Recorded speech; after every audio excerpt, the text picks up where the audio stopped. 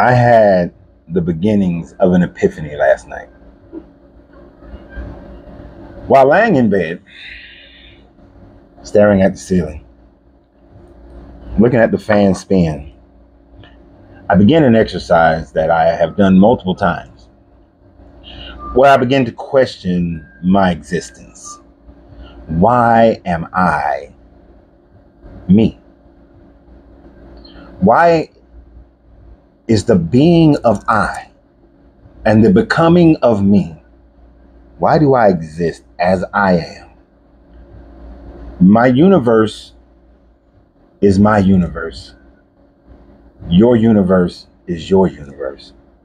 And from time to time, we share in that universe. When we meet each other, we are joined and sharing in that universe.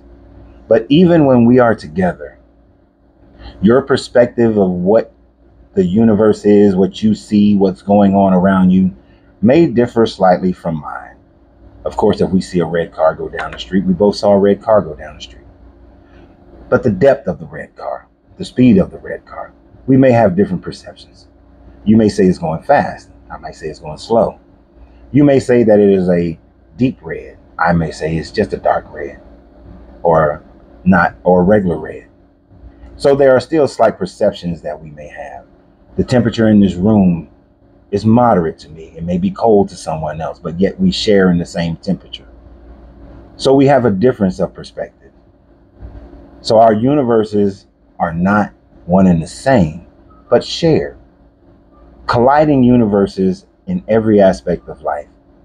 And each person goes on and live their own life, however they live it, seeing the world as they see it. But yet, there will come a time where your universe will end, where you will no longer exist on this matter plane of existence. And after so many generations, unless you did something that is historic, no one will remember you. No one will ever know that you existed.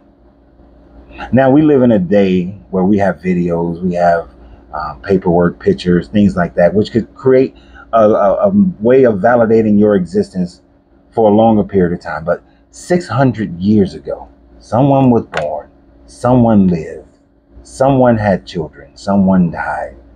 And after a few generations, that person has no proof of existence. But as evident as you are here, I am here, there is someone within your chain 600 years ago that certainly had to exist. They had to exist. Otherwise, you would not be here.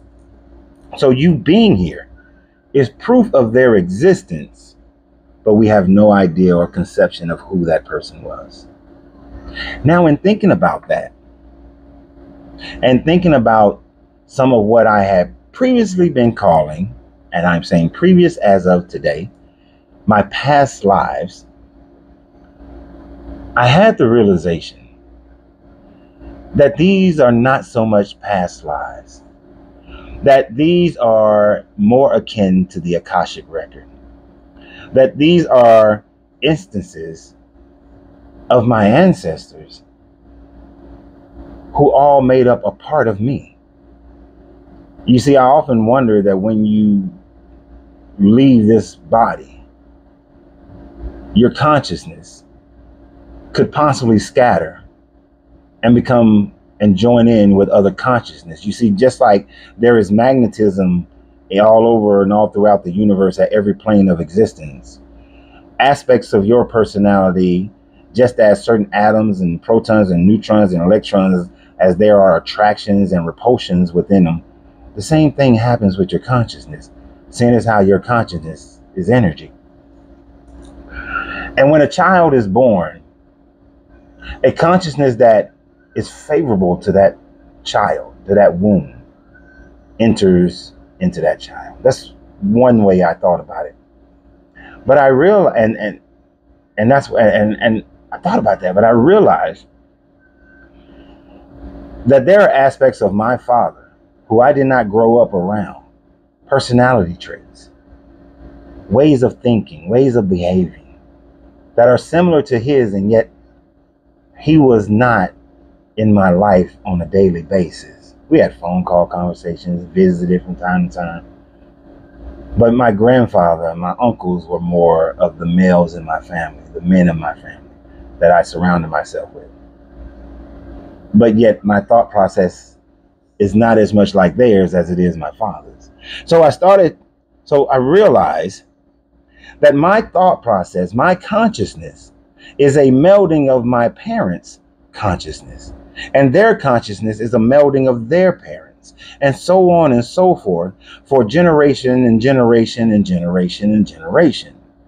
And when I really delve deep into the three distinct personalities that I remember living as that being, I can see those personality traits in who I am today. There's a reason why I was able to connect with the Black woman in the 1940s. There's a reason I was able to connect with the Chinese man during the Warring States. There's a reason why I was able to connect to the Kushite priest. There's a reason.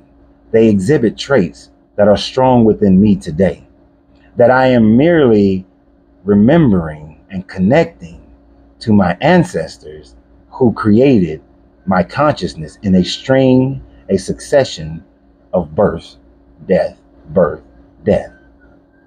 And what is the fear of this? Why will some people reject this wholeheartedly? When you look at most religions today, most religions are based on you living as you in the now and you living completely as you in the after. It is terrifying, horrifying for most people to conceptualize and admit or think about the fact that they may not be their full self in the afterlife as they are right now. So a rejection of any compilation of their psyche, of their being scattered, it's disheartening. And I would agree. You will not be scattered. Your consciousness will remain your consciousness. But realize portions of your consciousness goes on to the next generation and the next generation and so on and so forth. You are not a brand new consciousness that has always existed in your totality right now. At some point in time, when they all first manifested the universe, a mass consciousness was around.